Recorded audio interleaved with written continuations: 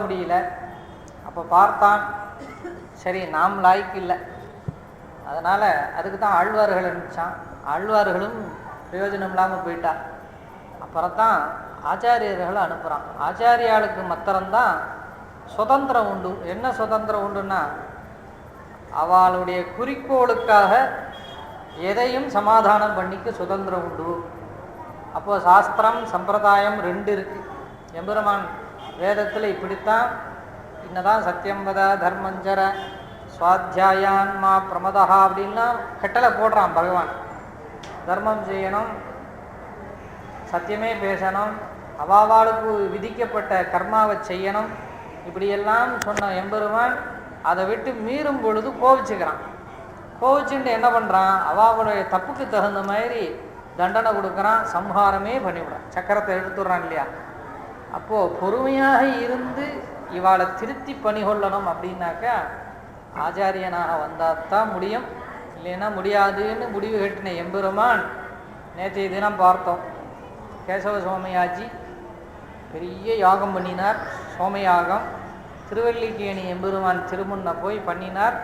அவருடைய திவ்ய சொப்பனத்தில் எழுந்தருளி நாமே உனக்கு புத்திரராக அவதரிப்போம் அப்படின்னார். அப்போ ராமானுஜன் யார் அப்படின்னா, ஆதிசேடன் கிளம்பினார் அப்படின்னோம். ஆதிசேடனுக்கு அப்புறம் திருவல்லிக்கேணி பார்த்தசாரதி நாமே புத்திரராக அவதரிக்கிறோங்கிறார். அப்புறம் பார்த்தா நம்ம அமுதனார் சொல்கிறார், அடையார் கமலத்து அடர்மகள் கேழ்வன் கையாளி என்னும் படையோடு நாந்தகமும் படர்தண்டும் உன் சார்ங்க வெல்லும் உடையார் புரிசங்கமும் இந்த புதலம் காப்பதற்கென்னிடையே ராமானுஜமுனியாயின அப்படின்னார் அவர். எம்பெருமானுடைய சக்கரம், சங்கம், கதை, சர்க்கம், சார்ங்கம்ன்றதான 5 ஆயுதம் இருக்க, அந்த 5 ஆயுதங்களும் அவதரித்தது அப்படின்னார் அமுதனார்.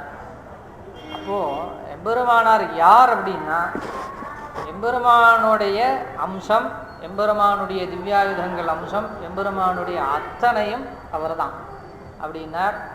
அது சுவாமி வேதாந்த தேசிகர் ஆச்சரியமாக அவருடைய ஸ்லோகத்தில் விவரணமாக சொல்கிறார்.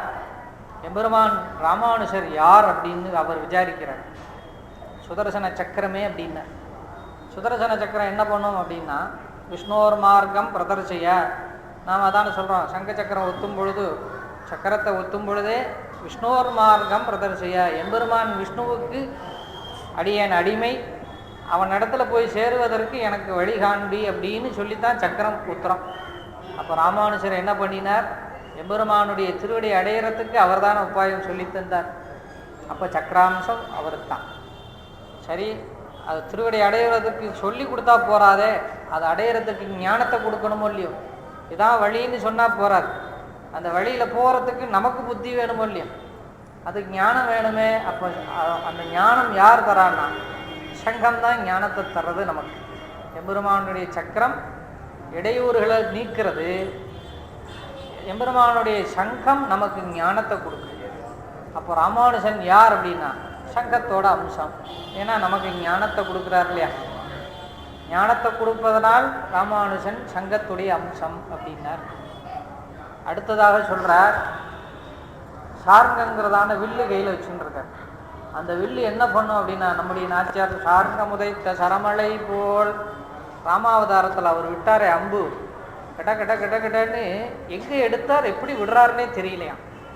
நம்ம வேக வேக வேகமாக விட்டாராம். சார்ங்க முதைத்த சரமலைன்னா மழை மேலேருந்து விழுந்தால் ஒன்றுக்குள்ளே ஒன்று ஒட்டிக்கிட்டே விழுற மாதிரி, சரம் எப்படி விழுந்ததோ அதே மாதிரி நீ மழை பொழின்னு நாச்சியார் மங்களாசாசன் பண்ணுறா. அப்படி சரமலை விட்டாராம். அந்த சரமலை விட்டதான அந்த சார்ங்கம்ங்கிறதான அந்த வில் இருக்க, அந்த வில்லம் போல ராமானுஜர் என்ன பண்ணினார் அப்படின்னா, அமுத சொற்களை அப்படி கட கட கட கடான்னு வரிசிச்சாராம். நமக்கு இன்னமுதமாக இருக்கக்கூடிய உபதேசங்களை, ஏன்னா 84 வார்த்தை நமக்கு சொல்லியிருக்கார், அது முக்கியமான அம்சம். அதுபோக அவர் சொன்ன உபதேசங்கள் பல.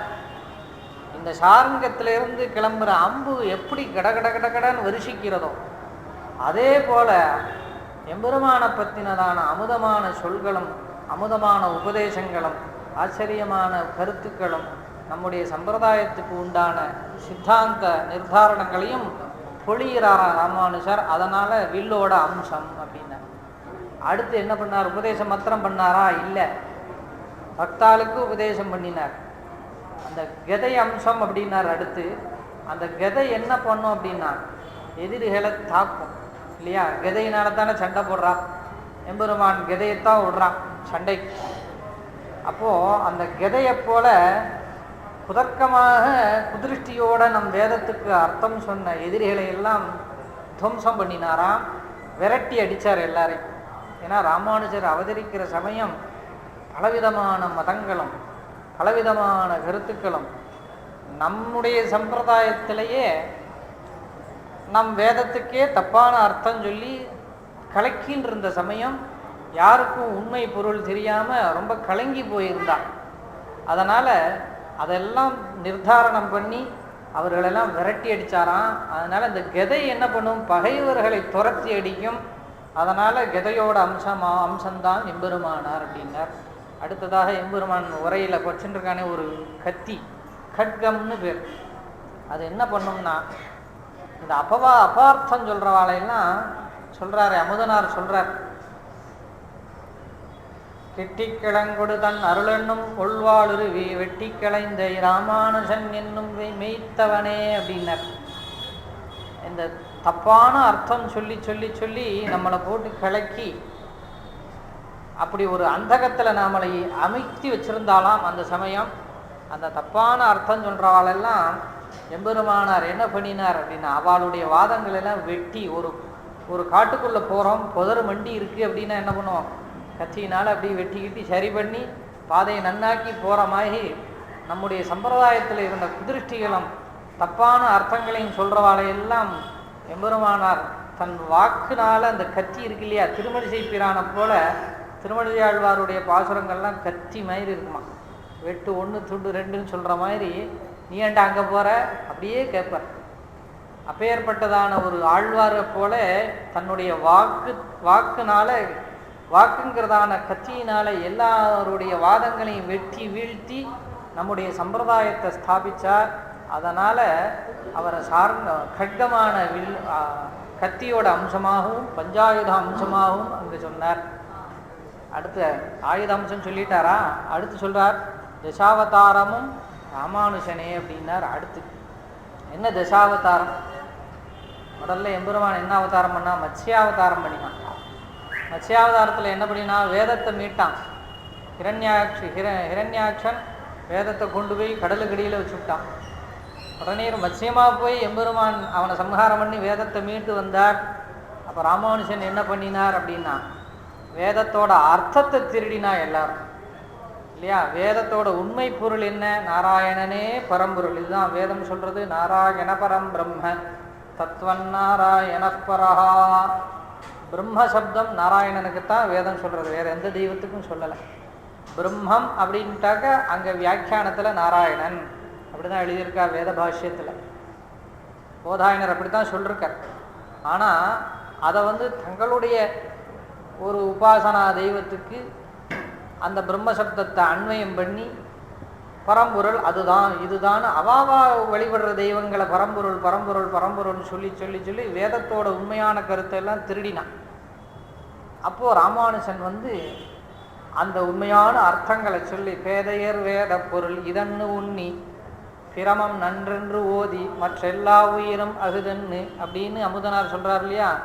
வேத பொருள் இதுதான்னு தப்பான அர்த்தத்தை சொல்லி இதுதான் அர்த்தம்னு சொல்லி அப்படி இருந்த அந்த வாதிகளை பூரா ஜெயிச்சு வேதத்தோட உண்மையான பரம்பொருள் யார் அப்படின்னா எம்பெருமான் ஸ்ரீமன் நாராயணனே அப்படின்னு ஸ்ரீபாஷ்யம் பண்ணி வேதத்தை காப்பாற்றினார். மத்ஸ்யாவதாரத்தில் எம்பெருமான் வேதம் காப்பாற்றினா ராமானுஜர் இந்த பூவுலகில் இங்கே தப்பான அர்த்தம் சொல்கிறவாளெல்லாம் கண்டித்து உண்மையான வேத கருத்தை நமக்கு சொன்னார். அதனால் எம்பெருமானார் சுவாமி ராமானுஜர் மத்ஸ்யாவதாராம்சம்னர்.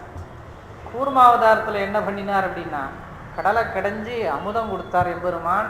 தேவர்களுடைய கஷ்டத்தை நீக்கினார். அவள் இழந்த பொழிவை திருப்பி கொடுத்தார். அதே மாதிரி ராமானுஜன் என்ன பண்ணினார் அப்படின்னா அமுதமான உண்மையான பொருளான நாராயணனை நமக்கு காட்டி கொடுத்து நாம் ஒளியிழந்து இருந்த ஜீவன்களை பூரா பரமபதத்துக்கு அனுப்பணும்.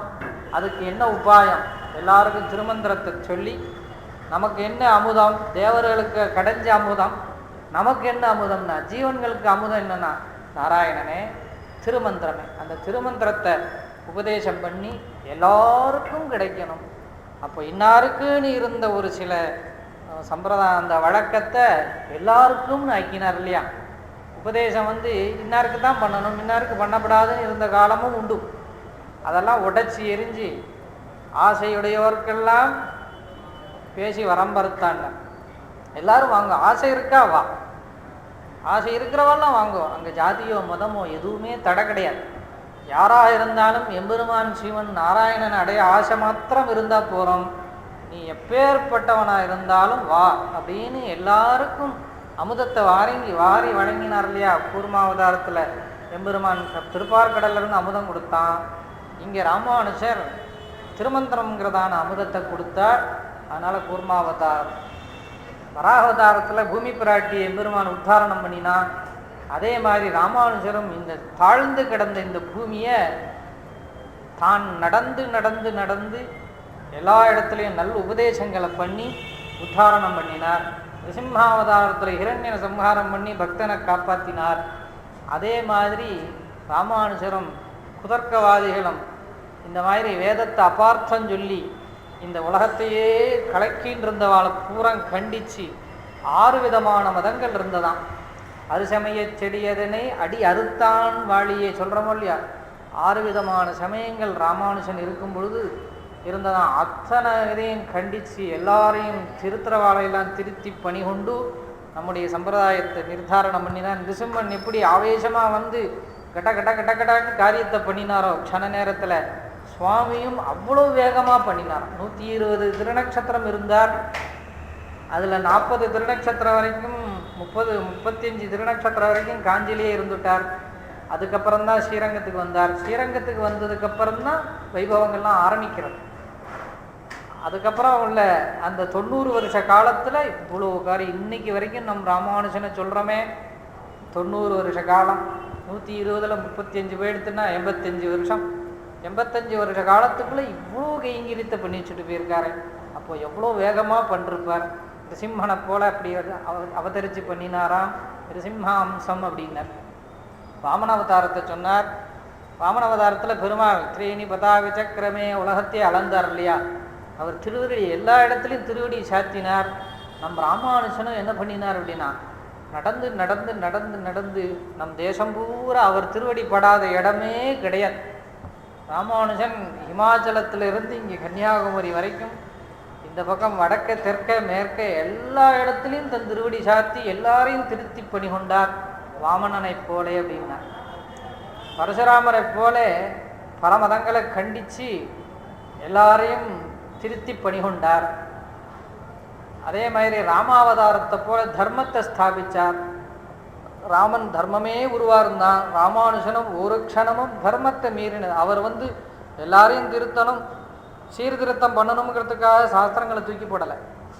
சாஸ்திரத்துக்கு உட்பட்டு சாஸ்திரத்தை மீறாமல் சாஸ்திரம் என்ன சொல்லிருக்கோ அதில் சில இதுகள்லாம் பண்ணி சாஸ்திரோக்தமாக தான் பண்ணினேன். ராமானுஜன் சாஸ்திரத்தை கெடுத்தார் சொல்லவே முடியாது. எல்லாருக்கும் எல்லாம் கிடைக்கணும்னு வேதமும் சொல்கிறது. ஆசிரியர்கள்லாம் வாங்கோன்னு கூப்பிட்டாக்க எல்லாம் மாமா ஹிம்சி யாரையும் ஹிம்சை பண்ணாதே வேதம் சொல்கிறது. எல்லாருக்கும் தர்மம் பண்ணுன்னு சொல்கிறது. எல்லாரும் எம்பெருமான் அடையணும்னு வேதமும் சொல்கிறது. ஆனால் பல பல ஜென்மங்கள் பிறந்து பிறந்து பிறந்து நீ புண்ணியகர்மா பண்ணி என்னைக்கோ ஒரு நாள் அடை அப்படின்னு வேதம் சொன்னது. வேதம் சொன்னபடி நாம் இருந்தோம் அப்படின்னாக்க பல ஜென்மா கண்டிப்பாக எடுக்கணும். எடுத்தால் தான், ஏன்னா அது போடுற கட்டளைகளுக்கு நாம் பல பிறவியில் பல லட்சம் பிறவி எடுக்கணும். அவ்வளவு கட்டளைகள் இப்படித்தான் இருக்கணும், இன்னதான் பண்ணணும்னு வேதம் உறுதியாக சொல்கிறது.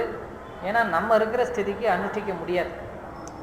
அதனால் என்னாச்சுன்னா, ராமானுஜன் நீ ஒன்றும் பண்ண வேண்டாம், ஆசை இருந்தால் போகிறோம் அப்படின்னா மிச்சதை நான் பார்த்துக்கிறேன். அவரே எல்லாரையும் அனுப்பிச்சி வச்சார் பரமத்து. அதனால் ராமனை போல தர்மத்துக்கு உட்பட்டு அவதார காரியங்கள்லாம் பண்ணார். பலதேவரை போல தான் பண்ணுற காரியம் உகப்பாக இருக்கணும்னு பலதேவர் பண்ணுவாராம். கண்ணனுக்கு உகப்பாக இருக்கணும், பொறுப்பாக காரியம் பண்ணுவாராம். ஏன்னா ஏற்கனவே லக்ஷ்மணனாக இருந்து கைங்கரியம் பண்ணிருக்கார். அடுத்த அவதாரத்தில் பலதேவராக அவதரித்தார். சேஷன் தானே அவதரிச்சிருக்கார். லக்ஷ்மணனாக இருக்கும்போது அடிமையாக இருந்து பண்ணினார். அதே மாதிரி ராமானுஜனும் எம்பெருமானுக்கே அடிமையாக இருந்து கைங்கரியம் பண்ணார். பலதேவராக வரும்பொழுது பொறுப்பாக கைங்கரியம் பண்ணார். கண்ணனுக்கு எந்த விதமான இழுக்கும் வரக்கூடாதுன்னு. அதே மாதிரி நாம் பண்ணுற காரியத்தினால ஸ்ரீமன் நாராயணனுக்கு ஒரு இழுக்கும் வரக்கூடாதுன்னு ராமானுஜர் பார்த்து பார்த்து கைங்கரியம் பண்ணார், சீர்திருத்தங்களை பண்ணினார். அதனால் ராமன் பலராமன் கண்ணனை போல கண்ணன் என்ன பண்ணான்? மாமேகம் சரணம் பிரஜா கீதோபதேசம் பண்ணினான். அதையே என்ன பண்ணார் ராமானுஜர்? கீதோபதேசத்தோட முக்கியமான ஒரு சாரம் சரணாகதி பிரபத்தி. கடைசியில் சொல்கிறாரு, மாமேகம் சரணம் பிரஜா அகந்த்வா சர்வ பாபேபியோ மோக்ஷயிஷ்யாமி மா சுச்சகான்னு சர்மஸ்லோகம் சொன்ன பிரகாரத்தை நமக்கு சொன்னார். எம்பெருமான் என்னை பற்று அப்படின்னா, ராமானுஜன் அவனை பற்று அப்படின்னா. திருக்குறுங்குடிக்கு போனார் சுவாமி. போன உடனே பெரும் கூட்டம் ராமானுஜரோட. திருக்குறுங்குடி நம்பி வாரம் ராமானுஜரே அப்படின்னார். நம் உடையவரே வாரம்னு கூப்பிட்டார். அடியன் கிருஷ்ணாவதாரம் பண்ணினேன், கிருஷ்ணாவதாரத்தில் ஒருத்தனையும் திருத்த முடியலையே, என் கூட இவ்வளோ கூட்டம் வரவே இல்லையே அப்படின்னாரான் கண்ணன். இந்த கூட்டம் வர்றதுக்கு என்ன காரணம், என்ன ரகசியம்? உன் கூட இப்படி பின்னாடி இத்தனை 1000 பேர் இவ்வளோ பேர் வர, நீர் என்ன சொன்னாலும் கேட்குறாளே. ஆனால் அடியன் 700 ஸ்லோகம் சொன்னேனே பகவத்கீதை, கதறினேனே, அந்த யுத்த காலத்துலேயும் உனக்கு வச்சுட்டு சொன்னேனே, அவன் கூட என்னை மதிக்கலையே அர்ஜுனனை சொல்கிறார். ஆனால் உம்ம பின்னாடி இத்தனை பேர் வராரே அப்படின்னு பெருமாளே பார்த்து ஆச்சரியமாக கேட்ட உடனே சுவாமி சொன்னாராம், அது ஒரு ரகசியம் அப்படின்னாராம். என்ன ரகசியம் சொல்லுமே அப்படின்னா, சொல்கிறவன் ஆச்சாரியன், கேட்குறவன் சிஷ்யன், கேட்கும்படி கேட்டால் சொல்கிறோம்னா. உடனே பெருமாள் ஒரு ஆசனம் போட்டாராம். ஆசனம் போட்டு அதில் எம்பெருமானாரை எழுந்துருளை பண்ணி தான் நின்றுண்டு சுவாமி அங்கே உட்கார்ந்துட்டு உபதேசம் பண்ணாராம். சொல்லும் அப்படின்னாராம். அதே தான் சொன்னார். என்ன சொன்னார்? சர்வதர்மான் பரித்யஜ்ய மாமேகம் சரணம் பிரஜா ஸ்லோகத்தை சொல்லிவிட்டு, நீர் மாமேகம் சரணம் பிரஜா அப்படின்னார். என்னப்படி என்னப்படி எங்காலப்படி எங்காலப்படி நீ சொன்ன. அடியே என்ன சொன்னேன்னா, அவனை பிடி அவனை பிடி அவனை பிடின்னு. எப்பயுமே நான் யாரும் மதிக்க மாட்டா, அவன் அவன் சொல்லிட்டாக்க மதிப்பா. அதனால் அடியன்ட்ட அகங்காரம் இல்லை, நான் சொல்கிறதுக்கு எனக்கு வாய்ப்பு இல்லை. அதனால் அது சொல்ல வேண்டிய அவசியமும் இல்லை. அடியன் உம்ம திருவடி தான் காமிக்கணும். அதனால் அவனை பிடி அவனை பிடி அவனை பிடி, அடியன் அதுக்கு வழி சொல்லித்தரேன்னு சொன்ன உடனே இத்தனை பேர் வந்தா. இதுதான் ரகசியம்னாராம். அதைத்தான் அங்கே கண்ணன் கீதையில் சொன்ன அந்த அர்த்தங்களை ராமானுஜன் சுலபமாக இங்கே நிறைவேற்றினார். கிருஷ்ணாவதாரம் இப்படி ஆச்சரியமாக எம்பெருமானுடைய அத்தனை அம்சமும் நிறைந்தவர் ராமானுஜர். எம்பெருமானுடைய திவ்ய ஆயுதங்களும் ராமானுஜனே, எம்பெருமானுடைய ஆதிசேடனும் ராமானுஜனே. இன்னும் சொல்லப்போனால் 12 ஆழ்வார்களும் கூட ராமானுஜனே. ஏன்னா ஆழ்வார்களை போல முதலாழ்வார்கள் 3 பேரும் விளக்கேற்றினா பெருமாளை எம்பெருமானை சேவிச்சா, அதே மாதிரி ராமானுஜனும் முதலாழ்வார்களை போல ஞான விளக்கேற்றி எம்பெருமானை ஞானத்தினால சேவிச்சார். நமக்கும் சேவை பண்ணி வச்சார் இல்லையா? அவுரங்காவல்லிதாசர் கொண்டு போய் காமிச்சார. அந்த மாதிரி ஆழ்வார்கள் என்னென்ன பண்ணினாலோ நம்மாழ்வாரை போல கிருஷ்ண திருஷ்ணையாகவே இருந்தார். கிருஷ்ணானுபவம். திருமங்கி ஆழ்வாரை போல பல திவ்யதேச கைங்கரியங்கள் பண்ணினார். எல்லா ஆழ்வார் அம்சங்களும் அவர் இடத்துல. நம் கோதையை போல அரங்கனே தெய்வம்னு இருந்தார். அப்போ ஆண்டாளுடைய அம்சமும் அவர் இடத்துல இருக்கு. மதுரகவிகளை போல ஆச்சாரியனே ஆளவந்தாரே தெய்வம்னு இருந்தார். அதனால மதுரகவி நம்மாழ்வாரே தெய்வம் இருந்தமை அந்த அம்சமும் இருக்கு. இப்படி பார்த்தாக்க நம் ராமானுஜனுக்கு எம்பெருமான் அம்சம், எம்பெருமானுடைய திவ்ய ஆயுதங்களுடைய அம்சம், எம்பெருமானுடைய அத்தனை பரிவாரங்களுடைய அம்சம், அதுக்கும் மேலே ஆதிசேஷனுடைய அம்சம், அதற்கும் மேலே ஆழ்வார்களுடைய அம்சம். இப்படி அத்தனை பேரும் சேர்ந்து ஒரே உருவமாக சேவிக்க முடியுமா அப்படின்னா, எம்பெருமானாரை சேவிச்சா அத்தனை பேரும் சேவிச்சாது போலே. ஸ்பர்சவேதி அப்படின்னு ஒரு மூலிகை உண்டு. அது என்ன பண்ணுமா, அது வட்ட இடம் பூரா தங்கமாயிடுமா. அப்படி ஒரு மூலிகை அந்த நாளில் இருந்திருக்கு. ஸ்பர்சவேதின்னு பேர். அந்த மூலிகையை விட்டாக்க அந்த மூலிகை சம்பந்தம் எதுக்கெல்லாம் ஏற்படுதோ அது பூரா ஜொலிக்குமா. அதே மாதிரி சுவாமி ராமானுஜர், அவருக்கு கீழே உள்ள சிஷ்யால், அவருக்கு மேலே உள்ள ஆச்சாரியால், பெருமாள் வரைக்கும் போனோம்னா ராமானுஜனுடைய அந்த திருவடி சம்பந்தம் சீடர்கள். ராமானுஜனுக்கு மேலே இருக்கிற ஆச்சாரியெல்லாம் அவருடைய திருமுடி சம்பந்தம், அவருடைய சிரசு மேலே அவா பாதங்கள்லாம் இருக்கு இல்லையா. யார் ஆச்சாரியரோ அவர் திருவடியில் சிஷ்யன் இருக்கணும். நம்மாழ்வார் திருவடி ராமானுஜன் தலையில் இருக்கு. அதனால் நம்மாழ்வாருக்கு மேலே அத்தனை ஆள வந்தார், பெரிய நம்பிகள் ஆள வந்தார், அப்படியே போனோம் அப்படின்னாக்க பெருமாள் வரைக்கும் போயிடும். அப்புறம் கீழே ராமானுஜன் திருவடியிலிருந்து ஆரம்பித்தோம் அப்படின்னாக்க எம்பார் முதலியாண்டான், கூரத்தாழ்வான், எம்பார் பட்டர், அப்படியே வந்தோம் அப்படின்னா இன்னைக்கு இருக்கிற நம் ஜீயர்கள் வரைக்கும் வந்துடும். அப்போது எம்பெருமானாருடைய சம்பந்தம் அத்தனை பேருக்கு இருக்குது. அதனால தான் அத்தனை பேரும் ஜொலிக்கிறான். தேஜஸ் எங்கேருந்து வருது அப்படின்னா சுவாமிகிட்ட இருந்தால் வருது. அப்பேற்பட்டதான ராமானுஜன் என்ன அம்சம்னு யாருக்கும் தெரியாது. எந்த அம்சமும் அவருக்கு பொருந்தும். எல்லா விதமான எம்பெருமானுடைய அம்சமும் சேர்ந்து இங்கே அவதரித்தார். இந்த ஆசூரி கேசவ சோமயாஜி கடும் தபஸ் பண்ணி பல நாள் உபவாசங்களும் விரதங்களும் இருந்து பெரிய யாகங்கள்லாம் பண்ணி அங்கே பார்த்தசாரதி பெருமாளை தியானம் பண்ணினார். சொப்பனத்தில் அனுகிரகம் பண்ணிட்டார். உடனே ஸ்ரீபெரும்புதூர் வந்துட்டார். அன்னைக்கு வந்த உடனே கொஞ்ச நாளில் காந்திமதி அம்மா கர்ப்பவதியானார்.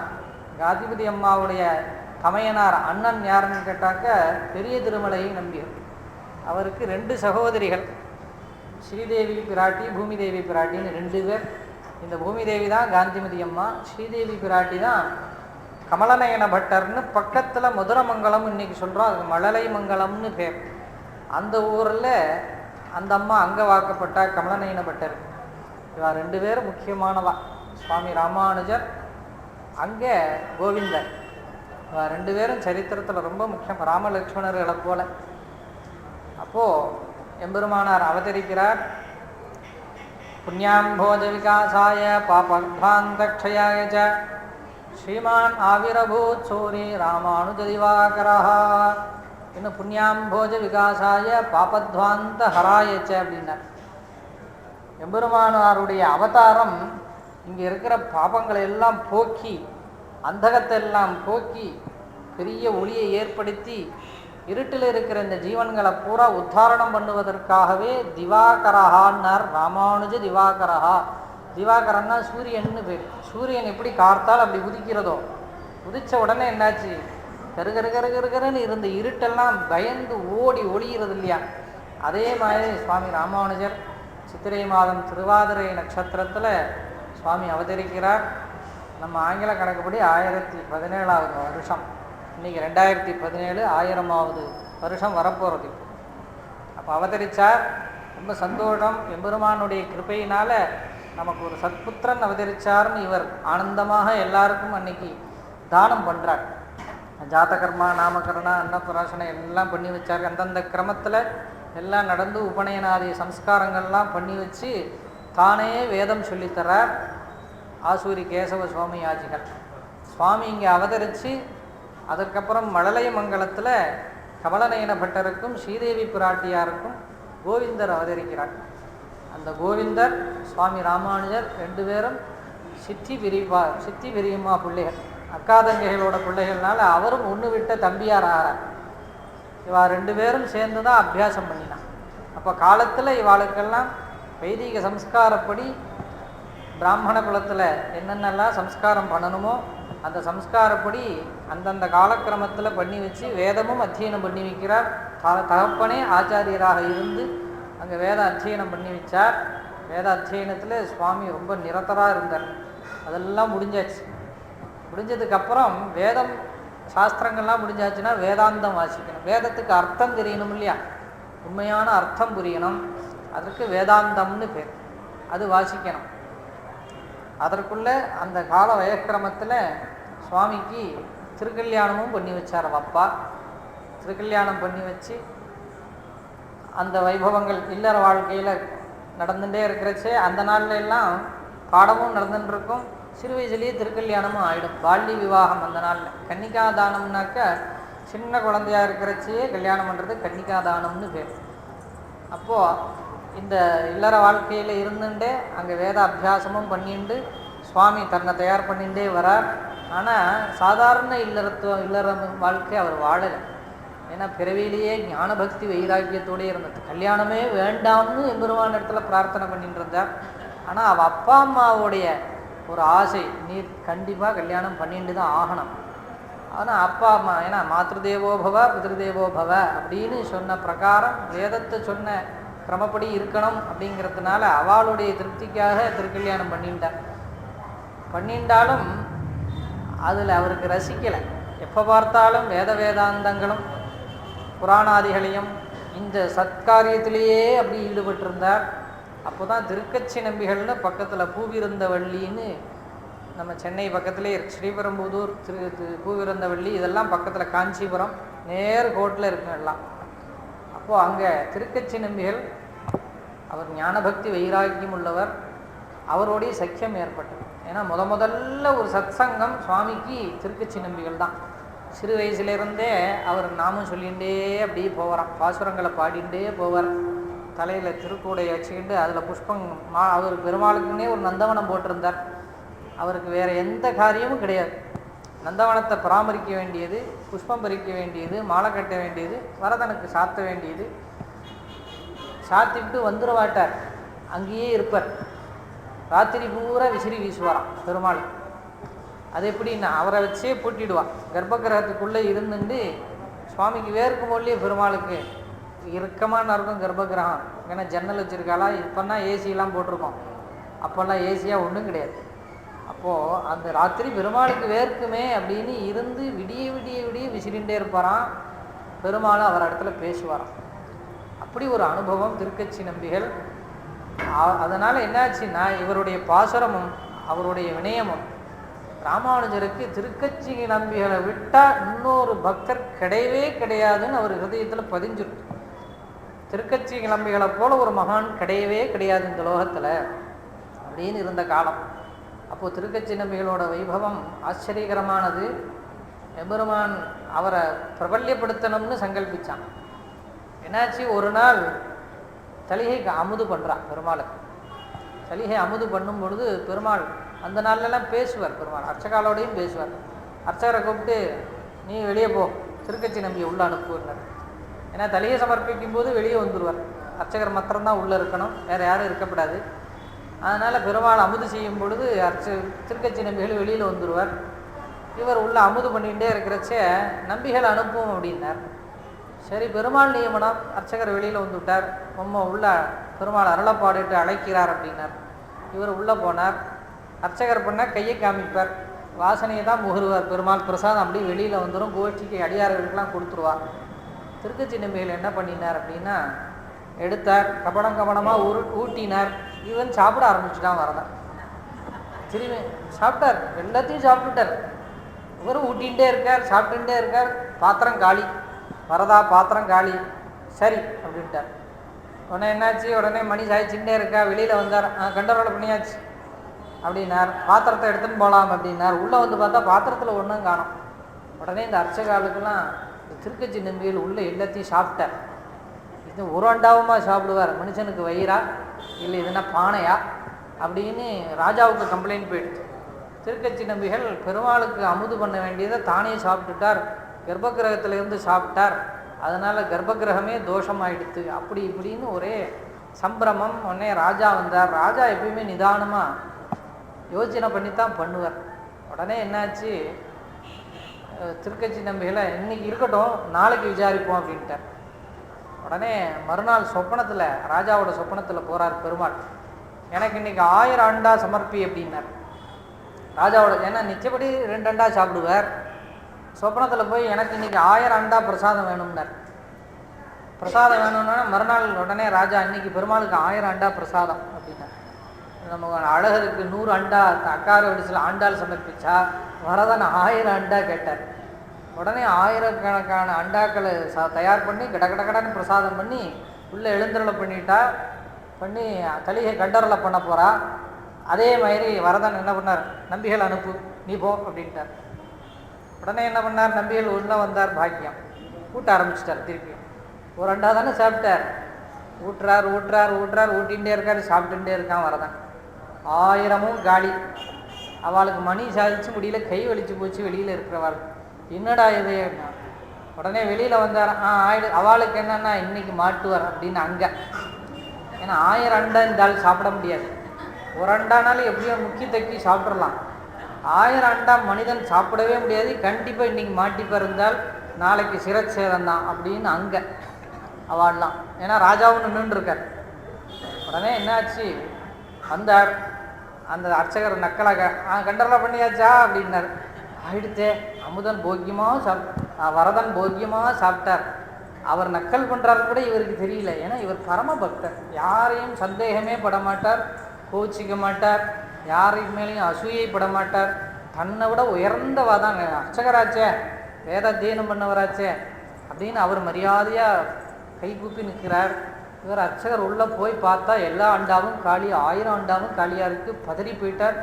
ஓடி வந்தார் வெளியிலே. திருக்கச்சி நம்பிகள் திருவடியில் விழுந்தார். அப்படியே அபச்சாரம் பண்ணிட்டேன், மன்னிச்சுக்கோங்கோ, நீங்கள் பரம பாகவதர், பரம பக்தர், உம்மை பற்றி புரிஞ்சுக்காமல் இருந்துட்டேனே. அடியேன்னா நீச்சன், நான் வேத அத்தியனம் பண்ணி என்ன பிரயோஜனம், ஆகமங்கத்து என்ன பிரயோஜனம், பிராமணனா பிறந்து என்ன பிரயோஜனம், உம்மட்டே இருக்கிற வினயமும் பக்தியும் ஞானமும் இல்லையே. நான் இத்தனை வருட காலமாக பரம்பரையாக எங்கள் பெரியவா வரதனுக்கு கைங்கரியம் பண்ணிட்டு இருக்கான். ஒரு கபலம் ஒரு பருக்க சாப்பிட்டது இல்லாமல் நான் ஏதோ பிராணாயஸ்வாகா பிராணாயஸ்வாகா கையை காமிச்சுட்டு அமுது பண்ணிட்டாருன்னு நாங்கள் ஏதோ பேர் பண்ணிட்டு இருக்கோம். நீங்கள் 1000 அண்டாவும் உண்மை திருக்கையினால் சாப்பிட்ருக்கான்னா நீர் எப்பேற்பட்டவர்னு விழுந்து சேவிச்சாராம். திருக்கச்சி நம்பிகளுடைய அனுபவம், அவருடைய உயர்ந்த ஒரு பக்தர், அப்பேற்பட்டதான பக்தர் திருக்கச்சி நம்பிகள். அதனால் ராமானுஜருக்கு திருக்கச்சி நம்பிகளை விட்டால் இன்னொரு பக்தர் லோகத்திலேயே கிடையாதுன்னு மனசில் பதிஞ்சு போயிடுது. அதனால் எதுனாலும் நம்பிகள்கிட்ட தான் கேட்பான். அப்போது வேதாந்தங்களை வாசிக்கணும். அதேமாரி ஆசூரி கேசவ சோமையாஜியும் திருக்கச்சி நம்பிகள் மேலே அவ்வளோ பக்தி உள்ளவர். திருக்கச்சி நம்பிகள் பிராமணர் அல்ல, அவர் வைசிய குலத்தில் அவதரிச்சிருந்தார். ஆனால் ஞான பக்தி வைராக்கியத்தில் உயர்ந்தவர். அப்போ அங்கே குல மதங்கள்லாம் அங்கே நிற்காது. எம்பெருமான இடத்துல ஜாதியோ மதமோ நிற்காது. பக்தி ஒன்று இருந்தால் போகிறான், யாரை வேணால் ஏற்றுப்பான் பெருமாள். பக்தி இல்லைன்னா பிராமணனாக இருந்தாலும் ஏற்றுக்க மாட்டான், தள்ளிடும். அதைத்தான் தொண்டரடி புடியாழ்வார் சொன்னார் இல்லையா? அமரவோர் அங்கமாறும் வேதமோர் 4 மோதி தமர்களில் தலைவராய சாதி அந்தணர்களேலும் நுமர்களை பழிப்பராயில் நொடிப்பதோர்கள் ஆங்கே அவர்கள்தான் புலையர் போலும் அரங்கமான அருளானே. தொண்டரடி முடியாது. 4 வேதம் படிக்கட்டும், 6 அங்க சாஸ்திரங்கள் படிக்கட்டும், உயர்ந்த பிராமணனா பிறக்கட்டும், எப்படி இருக்கட்டும். ஆனால் நுமர்களை பழிப்பராயில் ஒரு அடியவனை பார்த்து வந்திருக்கான் பார், எனக்கே ஜால்ராவை தட்டின்னு கோவிந்தா கத்தின்னு இருக்கான் பார் அப்படின்னு அவன் சொல்லிவிட்டான். நுமர்களை பழிப்பராயில் ஒரு அடியவனை பார்த்து பழிச்சொல் சொன்னான்னா அங்கே அவர்கள்தான் புலையர் போலும்ட்டார். அவனைத்தான் ஊரை விட்டு தள்ளி வைக்கணும்னா. புலையர்னா யார்? ஊருக்குள்ளேயே வரக்கூடாதுன்னு ஒரு நிலையில் இருக்கிறவான். நீ உயர்ந்த பிராமணனாக இருந்தாலும் ஒரு அடியவனை பார்த்து கடுஞ்சொல் சொன்னேன் அப்படின்னா, ஒரு அடியவனை பார்த்து பழித்தே அப்படின்னா உன்னை ஊரை விட்டு தள்ளி வை அப்படின்ட்டார் ஆழ்வார். நீ பிராமணன் அல்ல. அதே சமயம் அடிமையில் குடிமைப்பட்ட அப்படின்னு சொல்கிறார். ரொம்ப கீழ்நிலையில் பிறந்திருந்தாலும் ஒரு பக்தனாக இருந்து எம்பெருமானுக்கு அடியவனாக இருந்து கைங்கரியம் பண்ணி ஞான பக்தி வைராக்கியத்தோடு இருந்தால் அவன்தான் உயர்ந்தவன்ட்ட. அப்போது ஜாதியோ மதமோ அங்கே வரவே வராது. பக்தி ஒன்று தான் நம்முடைய சம்பிரதாயத்தில் எடுத்துருக்கு. அப்போ எம்பெருமான் பக்திக்கு தான் வசப்படுறான். திருக்கச்சி நம்பிகள் இடத்துல நேரில் பேசுகிறான். ராத்திரி பூரா விசிறிண்டே இருப்பாரான். என்ன நம்பிகளே, நாமெல்லாம் பேசிக்கிற மாதிரி பேசுவாளாம், ஊர்க்கதையெல்லாம் பேசுவாளாம். இந்த அவாத்தில் கண்ணு போட்டுருத்தா பெருமாள் கேட்பாரான். அந்த கர்ப்பமாக இருந்ததுன்னு சொன்னீரே, பசு குட்டி போட்டிருந்தா அப்படின்னா, போட்டிருந்தே நன்னா இருக்கு. அவனுக்கு தெரியாதா? பரதனுக்கு தெரியாதா லோக விவகாரம்? அது கேட்பறான். அப்படி ஒரு சகஜமாக பேசின்னு இருப்பாளாம். இந்த அவன் ஏதோ கட்டப்படுறான்னு சொன்னே, இப்போ எப்படி இருக்கான் எப்படிலாம் கேட்பறான் வரதன். திருக்கச்சி நம்பிகள் சகஜமாக பேசின்னு இருப்பானா. சில நாட்கள் உயர்ந்த வேதாந்தங்கள் எல்லாம் பெருமாளே சொல்லுவாராம்.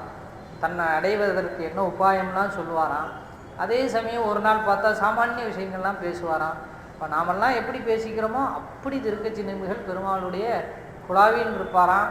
அதனால் ராமானுஜருக்கு திருக்கச்சி நம்பிகளே ஆச்சாரியன்னு மனசில் திடம். அதனால் என்னாச்சு, சுவாமியோட அந்த வேதாந்த பாகம் வரும்பொழுது நம்பிகள் இடத்துல வந்து ஆலோசனை பண்ணுறான். நம் ராமானுஜனுக்கு இனிமேல் மேல் பாடங்கள் ஆகணுமே, வேதாந்தங்கள்லாம் ஆகணுமே, யார் இடத்துல போய் அபியாசம் பண்ணலாம் அப்படின்னு உடனே சொல்கிறார். அங்கே யாதவ பிரகாஷர் அப்படின்னு ஒரு அத்வைதி பாடசாலை நடத்தின்னு இருக்கார். திருப்புக்குழின்னு ஒரு திவ்ய தேசம். அங்கே வீரராகவ பெருமாள், விஜயராகவ பெருமாள் அங்கே இருக்கார். அந்த பெருமாள் ராமனுடைய அம்சமாக அது ஜடாயு தீர்த்தம், ஜடாயுக்கு சம்ஸ்காரம் பண்ண அந்த வைபவத்தை அங்கே திருப்பி ஒரு தரம் பெருமாள் காமிச்சாராம். அதனால் அங்கே கிருத்ர புஷ்கரணின்னு ஒரு புஷ்கரணி இருக்குது. அங்கே தான் ஜடாயுக்கு சம்ஸ்காரங்கள்லாம் பண்ணி தர்ப்பணங்கள்லாம் பண்ணினார். ராமாயண காலத்தில் நடந்தது. அதே ஒரு ரிஷிக்காக அதை இங்கே பண்ணி காமிச்சாராம். எப்பயுமே பெருமாள் பக்தன் என்ன கேட்டாலும் செய்வார். மதுரையில் கூட யானமலைன்னு ஒரு மலை இருக்குது. அங்கே ஒரு நரசிம்மன் இருக்கார், யோக நரசிம்மன்னு திருநாமம். அங்கே அவர் எப்படி வந்தார் அப்படின்னா, அங்கே ஒரு ரிஷி தபஸ் பண்ணாராம். தபஸ் பண்ணி கடும் தபஸ் பண்ண உடனே எம்பெருமான் என்ன வேணும் அப்படின்னாராம். அவருக்கு எல்லாருக்கும் பெருமாளை சாந்தமாக சேவிச்சாத்தான் பிடிக்கும், அப்படித்தான் விரும்புவா. அவர் ஒரு விசித்திரமாக ஒரு வரம் கேட்டார். என்னன்னா, நீ நிருசிம்மனை கிழிக்கும் போது எப்படி உக்ரமாக இருந்தீரோ எனக்கு அப்படி தரிசனம் கொடுனாராம். இப்படி ஒரு ஆசையாக அவருக்கு. சாந்தமாக பெருமாள் வந்தால் நம்ம இடத்துல சாந்தமாக பேசுவார், குழாவலாம், கொஞ்சலாம். ஆனால் அவருடைய அனுபவம் பாருங்க, நிருசிம்ம அவதாரத்துலேயும் லக்ஷ்மி நிருசிம்மனாக கேட்கல, அந்த இரண்டினை சம்பாரம் பண்ணும்பொழுது எப்படி உக்ரத்தோட இருந்தேரோ எனக்கு அப்படி தரிசனம் கொடுனார். அதே மாதிரி தரிசனம் இன்றைக்கும் உட்காண்டிருக்கார். அந்த கிழிச்சு போட்டு அப்படி உட்காண்டிருந்தாரா ஹா அப்படின்னு. அந்த நகங்கள்லாம் இன்றைக்கும் சிகப்பாக இருக்கு. அவர் அந்த மூலஸ்தானத்தில் இருக்கிற எம்பெருமானுக்கு பெரிய நகமாக இருக்கும். இன்றைக்கும் அந்த சிகப்பு இருக்குது, கிழிச்சு அந்த இரத்தக்கரையோடு இருக்கார் அப்படின்னு அங்கே சரித்திரம். அப்போது பக்தன் என்ன கேட்குறானோ அதை எம்பெருமான் பண்ணி காமிக்கிறான். இந்த யுகத்திலையும் எப்பயோ நடந்த சரித்திரத்தை திருப்பி பண்ணிக்க. நம்ம மன்னார்குடி ராஜகோபாலன் கூட கோபிரலய ரிஷிகளுக்கு திருப்பி கிருஷ்ணாவதாரத்தில் பண்ணதெல்லாம் எனக்கு காமி அப்படின்னார். அதனால தான் அங்கே கோபாலனாக இருக்கார். அப்போது என்ன, அங்கே யமுனைக்கு எங்கே போகிறது? மன்னார்குடியில் என்ன நதியாக ஓடுறது? அங்கே பெரிய புஷ்கரணி இருக்கு, ஹரித்ரா புஷ்கரணின்னு பேர். அதையே யமுனையாக்கி அந்த பெரிய குளத்துக்கரையிலேயே அதை யமுனையாக வச்சுண்டு அந்த இதில் லீலைகள் எல்லாம் பண்ணி காமிச்சானாம் கோபாலன். அதில் கடைசியாகத்தான் ஒரு போட்டி. என்ன போட்டின்னா, அந்த கோபிகள் எல்லாம் யமுனையில் என்ன பண்ணுவாலாம், கடகடன்னு தங்களுடைய ஆபரணங்கள் வஸ்திரங்கள்லாம் கழட்டி வச்சுட்டு வேகமாக போய் குளிப்பாலாம். திருப்பி கிடுகிடுன்னு எல்லாரும் வஸ்திரங்கள் எல்லாம் உடுத்தி யார் முதல்ல தயாராரா, இது ஒரு போட்டி. இந்த கண்ணன் என்ன பண்ணினா வேகமாக வந்தான். இன்றைக்கி என்ன போட்டி அப்படின்னா, இன்றைக்கி எல்லோரும் ஸ்நானம் பண்ணி யார் முதல்ல ரெடி ஆகிறாளோ அவள் தான் ஜெயிச்சவா அப்படின்னாலாம். உடனே கண்ணன் என்ன பண்ணால் வேகமாக கிடுகிடுன்னு அவுத்து போட்டான் எல்லாத்தையும். வேகமாக பிச்சு எறிஞ்சிட்டான் எல்லாத்தையும். வேகமாக போனால் தொப்புன்னு யமுனையில் குதித்தான். வேகமாக கிடுகிடுன்னு மேலே வந்தான்.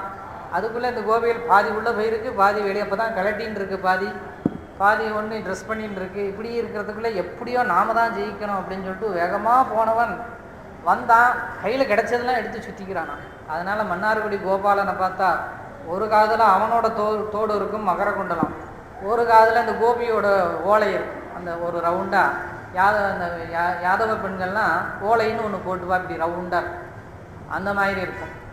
தன்னோட வஸ்திரங்களை, ஏன்னா அவன் தான் பிச்சு எறிஞ்சு விட்டானே, ஒரு இடத்துல வச்சான்னா தெரியும், அவன் கட்டின வேட்டியெல்லாம் எங்கே இருக்குன்னு தெரியல. உடனே என்ன பண்ணா, ஒரு கோபிகளோட அந்த வஸ்திரத்தை எடுத்தான். அதை அப்படியே சுற்றினா, இப்படி சுற்றினா, மேலே சுற்றினா, உடனே ஒரு கையில் இருக்கிற ஒரு பக்கத்தில் இருந்த ஒரு மரத்தில் இருந்து ஒரு புஷ்பச்செண்டை ஒடிச்சுட்டான்.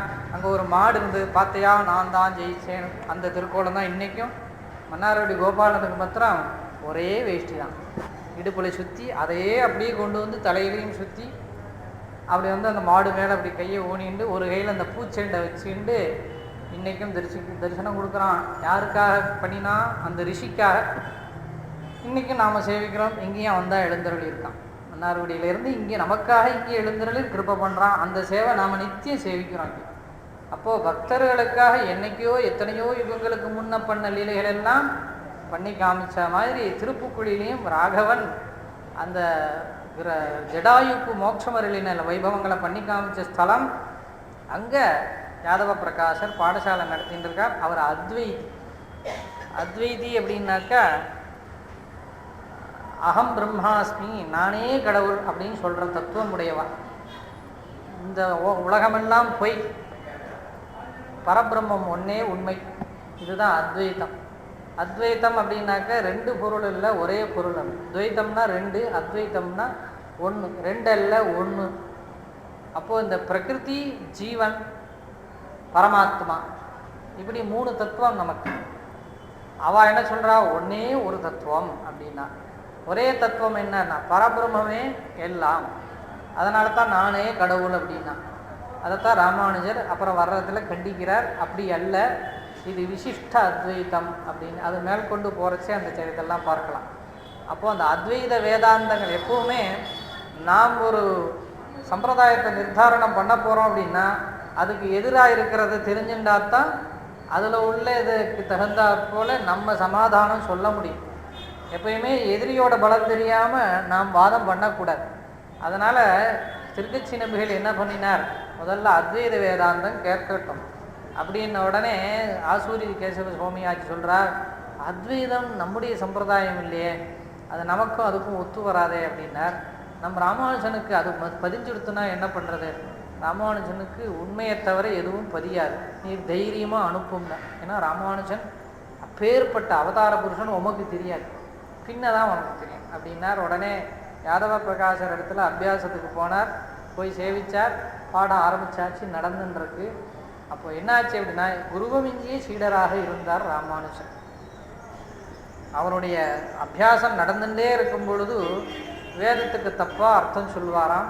தஸ்யதா கப்பியாசம் புண்டரீகாட்சம் புண்டரீகமேவ அக்ஷினி அப்படின்னு உபனிஷத் சொல்கிறது. பரபிரம்மம் எப்படி இருக்குது, அன்னைக்கு வகுப்பு நடந்துட்டு பரம்பொருள் பரமாத்மா எப்படி இருக்கார் அப்படின்னா அவருடைய கண்ணை பற்றி வர்ணிக்கிறது வேதம் உபனிஷத். அந்த கண்ணை பற்றி வர்ணிக்கும் பொழுது தஸ்ய யதா கப்பியாசம் புண்டரீகாட்சம்னு உடனே யாதவ பிரகாசர் அர்த்தம் சொல்கிறார். அது அந்த தஸ்ய அந்த கண் எப்படி இருக்கு அப்படின்னா கப்பியாசம் அப்படின்னா, கபின்னா குரங்கு, ஆசம்னா குரங்கோட பின்பாகம், குரங்கோட பின்பாகம் செக்கச்செவேர்னு இருக்கும். அதே மாதிரி பரபிரம்மத்தோட கண்ணும் சிகப்பாக இருக்குது அப்படின்ன உடனே ராமானுஜர் பொலபொலன்னு கண்ணீர் விட்டாராம். அப்போ என்ன ஆச்சுன்னா எப்போயுமே பாடசாலையில் குருவுக்கு சீடர்கள்லாம் பணிவிட பண்ணணும். அன்னைக்கு எப்படி பாடம் நடந்துன்னு இருக்கு அப்படின்னு கேட்டாக்க சுவாமி அவர் யாதவ பிரகாசருக்கு எண்ணெய் தேய்ச்சி விட்டுருக்கார். எப்போதுமே குருகுலத்தில் பாடத்துக்கு டைமே கிடையாது. நடந்துகிட்டே இருக்கும்போது சொல்லுவா, உட்காந்துட்டு இருக்கும்போது சொல்லுவா, ஏதோ காரியங்கள் நடந்துட்டு இருக்கும்போது சொல்லுவா, அப்படியெல்லாம் பாடம் நடக்குமா, கால நியமமே கிடையாது. குருவுக்கு எப்போல்லாம் அந்த சாஸ்திரம் சொல்லணுங்கிற எண்ணம் வருதோ, டே வாடா உட்கார் அப்படிம்பார், இல்லை வா நடந்துட்டே பாடம் சொல்லுவா. அப்போது குருவுக்கு எப்பெல்லாம் தோன்றதோ அப்பெல்லாம் பாடம் நடத்துவாராம். அன்னைக்கு பாடம் எப்படி நடந்ததுன்னா ஸ்நானத்துக்கு எண்ணெய் தேய்ச்சி குளிக்கிறதுக்காக ராமானுஜர் தன் ஆச்சாரியருக்கு எண்ணெய் தேய்ச்சி விட்டுருக்கார். விட்டுட்டே இருக்கும்போது இது சொல்கிறார். அப்போது ராமானுஜர் கண்ணீர் விட்ட உடனே அந்த கண்ணீர் அவர் தொடையில் போய் விழுந்துதான். எப்போவுமே துக்கத்தோடு கண்ணீர் விட்டாக்க அது உஷ்ணமாக இருக்கும், சூடாக இருக்கும்.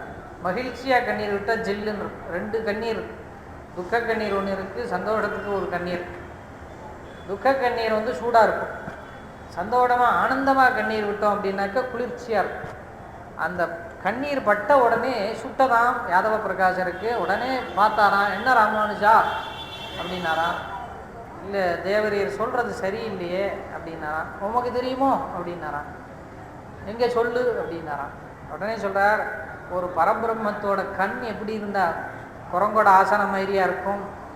அப்போ குரங்கோட ஆசனம்னா அது எப்போ மட்டமான உபமானம் அப்படின்னு சொல்லிட்டு உண்மையான பொருள் இதுதான் அப்படின்னா என்ன சொல்லு அப்படின்னா கப்பியாசம் அப்படின்னாக்கா கபிஹி அப்படின்னாக்கா ஜலத்துக்கு பேர். கம் பிபதீதி கபிஹி அப்படின்னாக்கா சூரியனுக்கு கபின்னு ஒரு பேர் உண்டு. ஜலத்தினால அலர்த்தப்பட்ட ஒரு தாமரை, தாமரை இருக்கு இல்லையா, அந்த தாமரை போலதான கண் எம்பெருமானுக்கு. அந்த தாமரை எதனால் மலர்றது அப்படின்னா அங்கே சூரியன் வந்தால் இங்கே மலரும். அதனால் கம் பிபதீதி கபிஹினர், இந்த சூரியனால் அலர்த்தப்பட்ட ஒரு தாமரை, அதுக்குத்தான் கப்பியாசம் அப்படின்னார். சூரியனால் அலர்த்தப்பட்ட தாமரை எப்படி இருக்கும் அப்படின்னா நல்லா செக்கச்செவேர்னு இருக்கும், சுகந்தமாக இருக்கும், பார்க்கறதுக்கு அழகாக இருக்கும். அதே மாதிரி எம்பெருமானுடைய கண் எப்படி இருக்குன்னா தாமரை எப்படி குறுக்க வச்சுட்டோம்னா அந்த தாமரை போன்றதான, அதான் ஆழ்வார்கள்லாம் நிறைய சொல்கிறார் இல்லையா, அதே மாதிரி இந்த தாமரை போன்றதான கண்களுடைய எம்பெருமான் பரபிரம்மம், அப்படித்தான் வேதம் சொல்கிறது. நீர் சொல்கிற மாதிரி அல்ல. அதான் தத்சயதா கப்பியாசம் புண்டரீகாட்சம் புண்டரீகமேவ அக்ஷினி அப்படின்னார். சூரியனால் அலர்த்தப்பட்ட தாமரை எப்படி இருக்கோ அதே மாதிரி பரபிரம்மத்தோட கண் இருக்குது அப்படின்னு சொன்ன உடனே யாதவ பிரகாசருக்கு புரிஞ்சது, ஏற்றுக்க வேண்டியதான். ஆனால் அந்த கர்வம், அகங்காரம், அப்படியா சரி அப்படின்னு விட்டுட்டார்.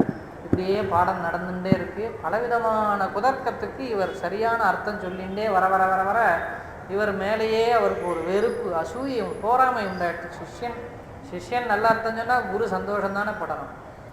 ஆனால் இவர் தப்பான அர்த்தம் சொல்ல, அவர் சரியான அர்த்தம் இவர் சொல்ல, அதனால் இவன் இப்போ இந்த பால்யத்திலேயே இப்படி இருக்கானே, இன்னும் போக போக இவன் எப்படி ஆவான், நம்மவே மிஞ்சிடுவான் போல் இருக்கே அப்படின்னு மனசுக்குள்ள ஒரு இதே ஒரு அசூயையோடையே இருக்கார். அதுக்கும் மேலே ஒரு சம்பவம் நடந்தது, அவரை இன்னும் கிளப்பி விடுற மாதிரி.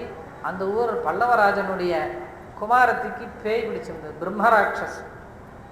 உடனே ராஜா அங்கேருந்து கூப்பிட்டு விட்டான். ஏன்னா அவர் தான் ராஜகுரு, மந்திரங்கள்லாம் தெரியுமா இந்த யாதவ பிரகாசருக்கு, மந்திர தந்திரங்கள்லாம் வேறு பண்ணுவார்.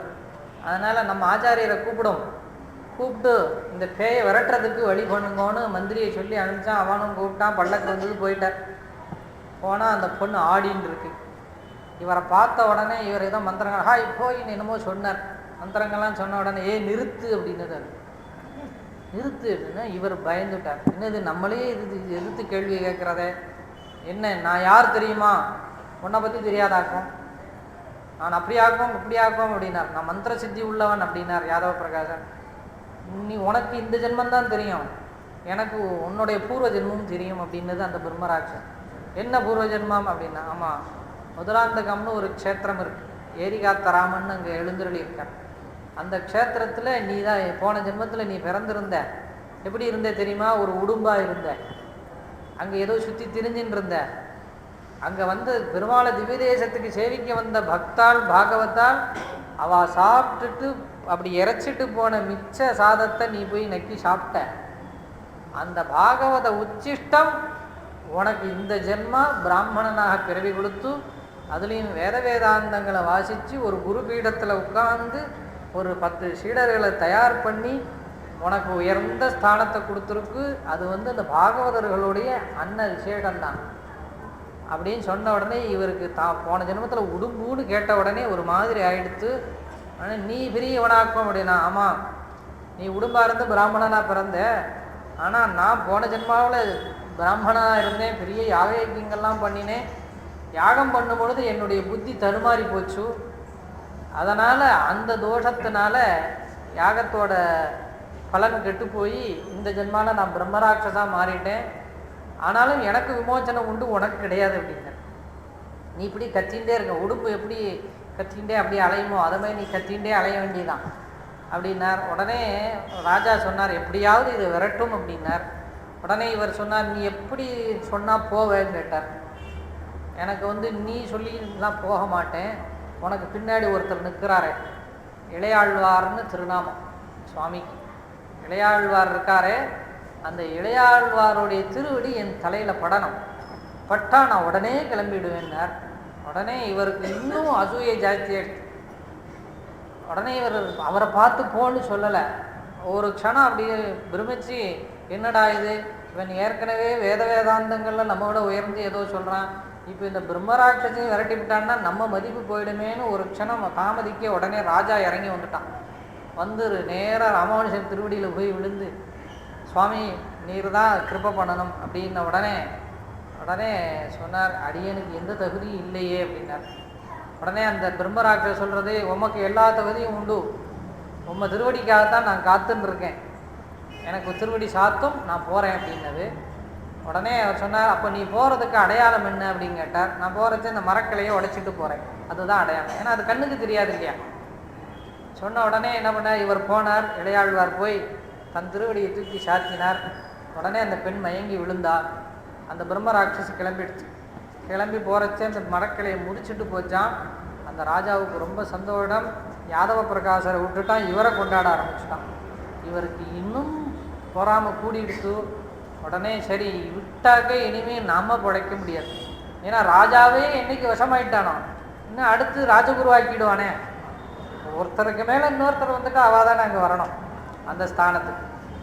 சரின்னு என்ன பண்ணார், நான் காசி யாத்திரை கிளம்ப போகிறேன், எல்லாரும் வாங்குவோன்னார். எதுக்கு அப்படின்னா, காசிக்கு கூட்டின்னு போய் ராமானுஜரை முடிச்சிட வேண்டியது அப்படின்னு ஒரு திட்டம். கொலை பண்ண கூட துணிஞ்சுட்டார். ராமானுஜருக்கு எவ்வளோ ஆபத்து பார்த்தீங்களா, அவருக்கு விஷம் வச்சா இன்னும் வர்றது பின்னாடி சரித்திரங்களில் வரப்போகிறது அதெல்லாம். அப்போது முதல்ல ஆபத்து தன் குரு மூலமே. அவர் என்ன பண்ணார், காசி யாத்திரைக்கு எல்லாரும் கிளம்பிட்டார். கோவிந்த பட்டரும் கூடயே அத்தியனம் பண்ணின்னு இருக்கார் ராமானுஜரோட. கோவிந்த பட்டர், யாதவ பிரகாசர், அத்தனை உள்ள சீடர்கள் எல்லாம் கிளம்பி காசி யாத்திரை போயாச்சு. காசிக்கு போய் கங்கை கரையில் இருக்காப்போ அப்போது மறுநாள் காலையில் விடிய காலை ஸ்நானத்துக்கு 4 மணிக்கெலாம் ஸ்நானத்துக்கு போகணும் இல்லையா, பாடசாலையில் விடிய காத்தால் ஸ்நானம் பண்ணிவிடுவா. அதனால் 3 மணிக்கு எழுந்திருந்து 4 மணிக்கு ஸ்நானம் ஆகி அனுஷ்டானங்கள்லாம் ஆரம்பிச்சிடுவாள். அதனால் யாதவ பிரகாசரும் சீடர்களும் பேசி திட்டம் போட்டுருக்கா. இதை கோவிந்தர் கேட்டுருக்கார் மறைஞ்சி. அவர் ஏதோ அப்படி வர்றச்சு இவ பேசுகிறது அவர் காதில் விழுந்தது. உடனே யாதவ பிரகாசர் சொல்கிறார், நாளைக்கு காத்தால் போகும்போது கங்கையில் அப்படி ஸ்நானம் பண்ணும்போது இந்த இளையாழ்வாரை அமுக்கி விடுவோம், ஸ்நானம் போகிற வரைக்கும். அப்படி போனால் முதலைகள் அது இதுன்னு சாப்பிடும். ஸ்நானத்துக்கு உள்ளே இறங்கினா முதலே இளையாழ்வான் காணும் நாமெல்லாம் தேடுற மாதிரி ஒரு வைபவங்களை பண்ணிவிட்டு 2 கண்ணீரை விட்டுட்டு அப்படியே கிளம்பிடுவோம். இப்படி ஒரு திட்டம். உடனே என்ன பண்ணினார், கோவிந்தர் பதறி அடிச்சுன்னு வந்தார். ராமானுஜர் அப்போ தான் நிதிரைக்கு படுத்துன்னு இருக்க எழுப்பினார். அண்ணா இந்த மாதிரி திட்டம், நீங்கள் எப்படியாவது தப்பிச்சு போயிடுவோம் அப்படின்னார். என்ன பண்ணுறதுன்னு தெரியல இளையாழ்வாருக்கு. உடனே பெருமாளை தியானம் பண்ணினார், கிளம்பினார். வேகமாக நடந்து வர்றார். ராத்திரி இருட்டு, ஒன்றும் தெரியல. காஞ்சிக்கும் காசிக்கும் எவ்வளவு தூரம். ராத்திரி நடந்து வரார்.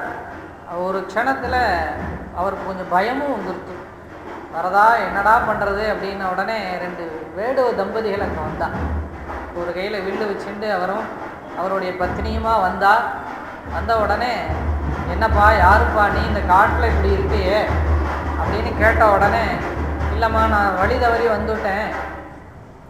இங்கே வந்துட்டேன், எனக்கு வழி தெரியல அப்படின்ன உடனே, சரி வா எங்களோடு சேர்ந்துக்கோ, நாங்களும் காஞ்சி தான் போயின்னு இருக்கோம் அப்படின்னா. உடனே ரொம்ப சந்தோஷம் இவருக்கு. ராத்திரி பூரா நடந்து வந்துகிட்டே இருக்காங்க. வந்த உடனே என்னாச்சுன்னா, ராமானுஜர் சும்மா இல்லை, வரும்பொழுதே நம் சரித்திரங்கள் எல்லாம் பேசுகிறாராம். ராமாவதாரத்தை பற்றி பேசினாராம். ராமனா யார் அது அப்படின்னாராம். இவர் உங்களுக்கு தெரியாதா, ராமன் அப்பேற்பட்டவர், சரித்திர புருஷர், தர்மாத்மா, சத்யசந்தர், இப்படிலாம் விடிய ராமாயணம் சொல்லிகிட்டே வராராம் சுவாமி. இவர் பெருமாள் ராமாயணம் கேட்டுகிட்டே வரார். வந்தது பெருமாளும் பெருந்தேவி தாயாரும் வரதராஜனும் ராமானுஜரை அழைச்சின்னு போகணும்னே வந்திருக்கா. ஒரு வேடுவ தம்பதிகளாக வந்தா. அப்படியே வந்துட்டே இருக்க என்னாச்சு, கொஞ்சம் என்னால் நடக்க முடியல. இந்த அம்மா உட்காந்துட்டான். விடிய காத்தால் விடிய போகிறது, உட்காந்துட்டா. இனிமேல் என்னால் நடக்க முடியாது, எனக்கு தாகமாக வேறு இருக்குது அப்படின்னா. உடனே என்ன பண்ணார், என்ன பண்ணுறது, இவ்வளோ உபகாரம் பண்ண இந்த தம்பதிகளுக்கு ஜலமாவது நாம் கொடுக்கணுமே அப்படின்னு என்ன பண்ணார், தான் மடிசெஞ்சியில் வச்சுருந்த ஒரு அனுஷ்டானத்துக்கு ஒரு சொப்பு வச்சுருக்கார். அவ்வளோதான் அவர்கிட்ட இருந்தது. வேகமாக போனார், ஏதாவது ஜலம் கிடைக்குமா அப்படின்னு. அப்படியே போகிறச்சு அங்கே ஒரு கிணறு இருந்தது. உடனே கிணத்துல இருந்து ஜலத்தை எடுத்துட்டார். போனால் அவள் 2 பேரையும் காணலை. 2 பேரும் அந்தர்தானம் ஆயிட்டா. உடனே தேடினார். என்ன இப்படி அப்பா அம்மா மாதிரி வந்தாலே காணுமே, என்னை புள்ளேன்னு அந்த அம்மா கூப்பிட்டாலே. அந்த அம்மா எங்கூடையே வந்துரு, நான் உன்னை வளர்க்கிறேன் இப்படின்லாம் சொல்லிட்டு வந்தாலாம். உடனே போடி, நீ என்னத்தையே சொல்லாதே, உன்னாலெல்லாம் இவனை வளர்க்க முடியாது அப்படின்னு பெருமாள் இப்படிலாம் ஒரு ஹாசங்களாக பேசிகிட்டே வந்தாலும். உடனே என்னாச்சு, இந்த அம்மா தவிச்ச வாய்க்கு தண்ணி கொடுக்க முடியலையேன்னு ஒரு வருத்தம். அதுக்குள்ளே விடிஞ்ச உடனே பார்க்கிறார், அப்போ தான் ஆட்கள்லாம் வரா.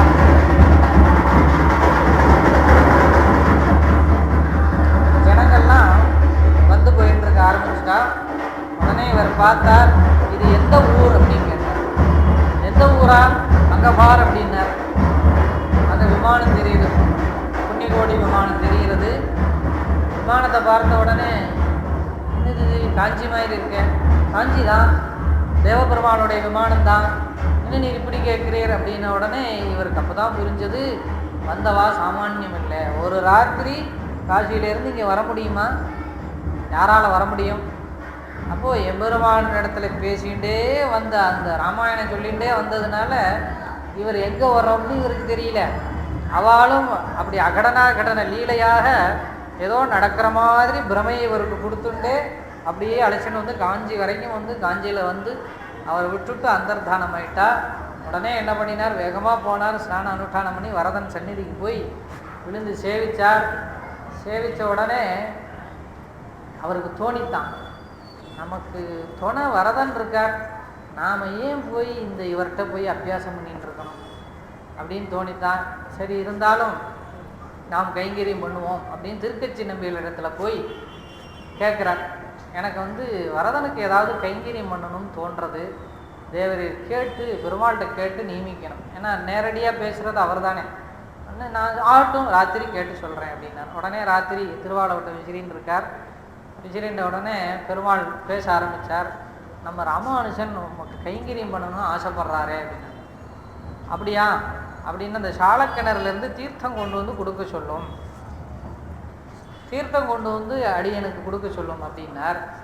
உடனே நேராக வந்தார். வந்த உடனே இந்த மாதிரி சாலக்கிணத்துலேருந்து தீர்த்தம் கொண்டு வந்து கொடுக்க சொல்லியிருக்கார், அது தாயாருக்கு உகப்பாக இருக்குமா அப்படின்ன உடனே ஏற்கனவே ராமானுஜருக்கு வந்தது பெருமாள்னு நிர்தாரணம் ஆயிடுச்சு. இது சொன்ன உடனே சாட்சாத் பெருமாள் தான் வந்திருக்கார் அப்படின்னு உறுதியும் பண்ணிட்டார். அப்புறம்தான் நம்பிகள் இடத்துல சொல்கிறார், இந்த மாதிரி வைபவம் நடந்தது. ராத்திரி விடிய விடிய விடிய 2 பேரும் கூடவே வந்தா. விடிய காத்தால பொழுது அடியன்ட்ட ஜலம் கேட்டா, வர்றதுக்குள்ளே அவள் அந்தர்தானம் ஆயிட்டா, அடியனால் கொடுக்க முடியலேன்னு வருத்தப்பட்டு இருந்தேன். ஆனால் இன்னைக்கு பெருமாளோட நியமனம், தாயாருக்கு தீர்த்தம் கொண்டு வந்து கொடு, தீர்த்த கைங்கரியம் பண்ணுன்னு சொன்ன உடனே அது உண்மைன்னு இப்போ தான் புரிஞ்சுட்டேன். உடனே திருக்கச்சி நம்பிகளும் சேர்ந்து கண்ணீர் விட்டாலாம். அப்போ இங்கே கைங்கரியம் பண்ணின்னு இருக்கார். அங்கே காசியில் என்ன ஆச்சு அப்படின்னா, கோவிந்தர் அங்கே இருக்கார். கோவிந்தர் என்ன பண்ணினார், இவரோடையே இருக்கார். அங்கே பாடம் நடந்துட்டுருக்கு. இவாளெல்லாம் காத்தால் எழுந்திருந்தவுடனே இளையாழ்வாரை காணலை. அங்கங்கே தேடினா, சரி நாமளாம் அனுப்ப வேண்டியது அதே போய் தொலைஞ்சுது அப்படின்ட்டு யாதவ பிரகாசர் கொடுங்க அப்படின்னா திருப்பிங்க ஸ்நானத்துக்கு போன உடனே இந்த கோவிந்தர் உள்ளே முங்கி எந்திருக்கும் பொழுது பார்த்தாக்கா அவர் கையில் ஏதோ தட்டுப்பட்டது. அப்படி எந்திருந்து பார்த்தா கையில் ஒரு லிங்கம் வந்ததாம். அது ஏதோ நதியில் இருந்திருக்கு. இவர் கையில் அகப்பட்டவுடனே வந்தார். அப்படி பார்த்தவுடனே லிங்கம் உடனே அங்கே இருக்கிறவாள்லாம், இவர் லிங்கம் கை கொண்டு கொணர்ந்த நாயனார் அப்படின்னு அவருக்கு ஒரு பேரை வச்சு இவர் சைவ தீட்சை கொடுத்து அவரை அப்படி இப்படி ஏதோ சொல்லி மாற்றி அவரை கொண்டு போய் ஸ்ரீசைலம்ங்கிறதான ஒரு க்ஷேத்திரத்தில் கொண்டு போய் உட்காத்தி வச்சு ஒரு மடத்தை கட்டி, நீ இங்கே உட்கார்ந்து இந்த சிவபூஜையை பண்ணும் அப்படின்னு அவருக்கு பட்டமும் கட்டி ஒரு மடத்தையும் இது பண்ணி கொடுத்துட்டு வந்துட்டா. அவர் கடைசியில் சைவராகி லிங்கம் கை கொணர்ந்த நாயனாருங்கிற ஒரு இதுலேயே அங்கே இருந்துட்டு இருந்தார். இப்போது யாதவ பிரகாசர் இங்கே காஞ்சிக்கு வந்தாச்சு. அப்போ அவர் இளையாழ்வார் போய் சேர்ந்தார்னு நினச்சிட்டு இருந்தவருக்கு இங்கே வந்தால் அவர் வந்து இருக்கார். தேவபெருமாளுக்கு கைங்கரி பண்ணின்னு இருக்கார். உடனே இவருக்கு பகீர்ந்தது, ஆனால் வெளியில் காமிச்சிக்கல. என்ன இளையாழ்வான் இப்படி திடீர்னு எங்கேயோ வந்துவிட்டேய, நான் உன்னை எப்படியெல்லாம் தேடினேன், உன்னை காணாதைக்கு நான் பதறியே போயிட்டேன், இப்படிலாம் ஒரு சமாதானங்களை சொல்லி நீ மறுபடியும் நம்ம இடத்துல வந்து பாடம் படிக்கலாம் அப்படின்னார். கொஞ்ச நாள் திருப்பியும் போய் பாடம் படிச்சுட்டு இருந்தார்.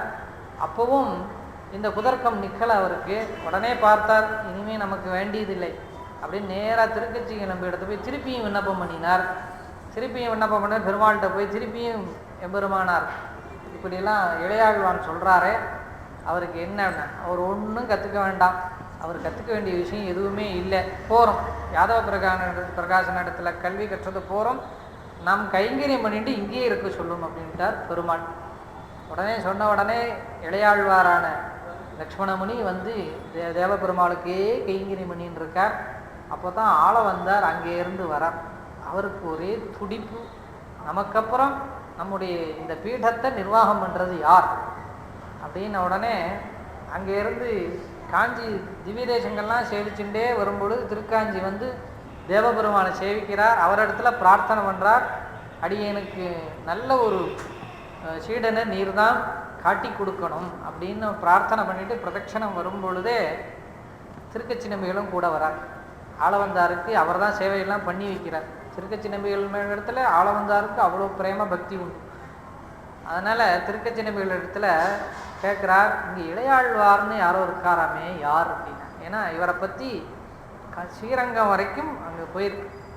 இவரோட வைபவங்கள் அப்போ யாரோ அங்கே சொல்லிகிட்டே இருக்கா. இங்கேருந்து போகிற ஸ்ரீ வைஷ்ணவ எங்கள் ஊரில் இளையாழ்வார் இருக்கார், பிரம்மராட்சச விரட்டினார், யாதவ பிரகாசரையே எதிர்த்து வாதம் பண்ணார், அவர் சொல்கிற வேதாந்த கருத்துக்கள்லாம் தப்பாக இருக்குது, இவர் தான் சரியான கருத்து சொல்கிறார், இப்படியெல்லாம் பெருமைகள் சொல்ல சொல்ல ஆளவந்தாருக்கு ஒரு கால் அந்த முதல்வன் அவர்தானோ, ஏன்னா ஆராதிச்சுட்டு இருக்கார் இல்லையா, பவிஷ்யத் ஆச்சாரியர்னு ஒரு திருமேனி அவர் தான் ஆராதனை பண்ணின்னு இருக்கார். ஒரு கால் அவராத்தான் இருக்குமோ அப்படிங்கிற துடிப்பில் வரார். இங்கே வந்தார். அந்த கோஷ்டியில் யாதவ பிரகாசரோட அந்த கோஷ்டியில் தான் வரார். அப்போது ஆளவந்தார் வரச்சே யாதவ பிரகாசர் முன்ன போக சீடர்களோடு சேர்ந்து இளையாழ்வாரும் அப்படியே வந்துன்னு இருக்கார். அங்கேருந்து காமிக்கிறார் திருக்கச்சி நம்பி. யாதவ பிரகாசருக்கு பின்ன நன்ன சிகப்போ உயரமாக ஆஜானுபாகுவா தேஜஸ்வியாக இருக்காரே அவர் தான் இளையாழ்வார்னு காமிச்ச உடனே ஆம் முதல்வன் இவன் தான் அப்படின்னார் ஆளவந்தார். நமக்கப்புறம் நம்முடைய சம்பிரதாயத்தை நிர்தாரணம் பண்ண போகிறது அவன்தான்னு கண்ணால் கட்டாட்சம். அவ்வளோதான். ஆளவந்தாருக்கும் ராமானுஜருக்கும் வேறு எந்த தொடர்பும் கிடையாது. கண்ணால் அன்னைக்கு பார்த்து கட்டாட்சம் பண்ணினார். அப்படி உபதேசம் பண்ண கண்ணாலேயே உபதேசம் பண்ணிட்டாராம். பின்னாடி சரித்திரங்கள்லாம் வர்றது எப்படி ஆளவந்தார் உபதேசம் பண்ணார் அப்படின்னு. அப்போது ஆளவந்தாருடைய பரிபூர்ண கிருபைக்கு பாத்திரமான இளையாழ்வார் அப்புறம்தான் அவருக்கு ஞானம் ஏற்படுறது. இனிமேல் யாதவ பிரகாசன் இடத்துல நாம் பாடம் கேட்கக்கூடாது, நாம் கைங்கரி பண்ணின்னு இருப்போம் அப்படின்னு அங்கே கைங்கரி பண்ணின்னு இருக்கிறச்சு தான் அவருக்கு ஒரு துடிப்பு. இப்படியே நாம் இருக்கோமே, நாம் எதுக்காக இங்கே வந்தோம், என்ன காரியத்துக்காக வந்தோம், நமக்கு ஒன்றும் புரியலையே அப்படின்னு திருப்பியும் திருக்கச்சி நம்பிகள் இடத்துல போய் எம்பெருமான இடத்துல எனக்கு நல்ல உபதேசங்களை பெற்றுத்தரணும், அப்படியே இன்னுமே நான் என்ன பண்ணணும் அப்படின்னு அவர் கேள்வி கேட்குறார். உடனே தேவபெருமாள் 6 வார்த்தைகள் சொன்னார். நம்முடைய சம்பிரதாயம் என்ன, அதுக்கு தான் அகமேவ பரந்தத்வம் முதல் வார்த்தை சொல்கிறார். தரிசனம் பேதையே வச்ச ஷரீராவசானே முத்தி ஸ்யாத் உபாயேஷு பிரபத்யாதி அப்படின்லாம் சொல்கிறார். பூர்ணாச்சாரிய சமாஸ்ரயா அப்படின்னு 6 வார்த்தைகள் சொன்னார். முதல்ல நம் சம்பிரதாயத்தோட முக்கியமான தத்துவத்தை சொல்கிறார். அகமேவ பரந்தத்துவம்னு. பரம்பொருள் எது, ஏன்னா ராமானுஜரோட ஹிருதயத்தில் என்ன இருக்குன்னு திருக்கச்சி நம்பிகிட்ட சொல்லலை, நல்வார்த்தைகள் கேட்டு சொல்லுங்கன்னார். ராமானுஜருக்கு இப்போ என்ன சொல்லணும்னு பெருமாளுக்கு தானே தெரியும். அவர் என்ன குழம்பி இருக்கார், அவருக்கு என்ன தெளிவு வரணும் அப்படின்னு பெருமாளுக்கு தெரிஞ்சதுனால சொல்லிட்டார். 6 வார்த்தைகள் சொன்னோடனே மறுநாள் காத்தால திருக்கச்சி நம்ம ராமானுஜர்கிட்ட சொல்கிறார், அகமேவ பரந்தத்துவம்னார். அது வரதன் சொன்னது. நானே பரம்பொருள், நானே வணங்கத்தக்க கடவுள், நானே எல்லாத்தையும் சிருஷ்டி ஸ்திதி சம்ஹாரம் பண்ணி இந்த உலகத்தை காப்பாற்றுறவன் நானே, இதை புரிஞ்சுண்டா போகிறோம். அதனால் அகமேவ பரந்தத்துவம், நம்முடைய சம்பிரதாயத்துக்கு நானே கடவுள், பரம்பொருள் நானே அப்படின்னு முதல் வார்த்தை சொன்னார். தரிசனம் பேதையே வச்ச அப்படின்னார்.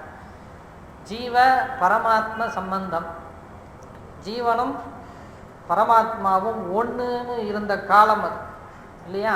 அத்வைதம்தான் அப்போது உயர்ந்து இருந்தது. ஆதிசங்கரர் அதைத்தான் ஸ்தாபிச்சுட்டு போயிருந்தார், அகமே நானே கடவுள் அப்படின்னு. ஆனால் வரதன் சொன்னார் தரிசனம் பேதையே வச்ச. தரிசனம்னாக்க மார்க்கம் சம்பிரதாயம். நம்முடைய ஸ்ரீ வைஷ்ணவ சம்பிரதாயத்தில் தரிசனம் 2ஆக உள்ளது, பேதப்பட்டு உள்ளதுன்னார். 2 இல்லை, 1 தான். விசிஷ்ட அத்வைதம்னு பேர். அத்வைதம்னா 1, விசிஷ்ட அத்வைதம்னா விசேஷமான பதம் ஒரு 1 அப்படின்னார். என்ன விசேஷமான பதம் அப்படின்னாக்கா, ஜீவன் பரமாத்மா, இது 2 தத்துவம் இருக்குது. பரமாத்மாவுடைய ஒரு அம்சம் ஜீவன், பரமாத்மா தான் ஜீவனுக்கு ஆதாரமாக இருக்கார். அப்படி பார்த்தா 1 தானே இல்லையா. இப்போ ஒரு பொருள் இருக்குது, ஒரு மாவு பிசைகிறோம், அதுக்குள்ளே ஜலம் இருக்கு இல்லையா. ஜலம் கண்ணுக்கு தெரியாது, ஜலம் இல்லைன்னா மாவு உதிர்ந்துடும் இல்லையா. ஆனால் அந்த ஜலத்துக்குள்ளே மாவு, அந்த மாவுக்கு ஆதாரமாக உள்ள ஜலம் இருக்குது. அப்போது ஜலமும் மாவும் ஒன்றா தானே இருக்குது. இதுதான் அத்வைதம் இல்லையா? ஒரு பாத்திரத்தில் பால் இருக்குது, அதை என்ன பண்ணுறோம், ஜலத்தை விட்டால் என்ன ஆகும், பாலோட கலந்துரும். அப்போ ஒரு பாத்திரத்துக்குள்ளே பாலும் இருக்குது ஜலமும் இருக்குது, ஆனால் கலந்துருக்கு தெரியாது. இதைத்தான் அகம் பிரம்மாஸ்மின்னர், நானே கடவுள்னர். இந்த ஜீவன் எம்பெருமான இடத்துல பரபிரம்ம இடத்துல போய் சேர்ந்து அதுவே கடவுளாக பிரமிக்கிறது ஆதிசங்கரருடைய தத்துவம்.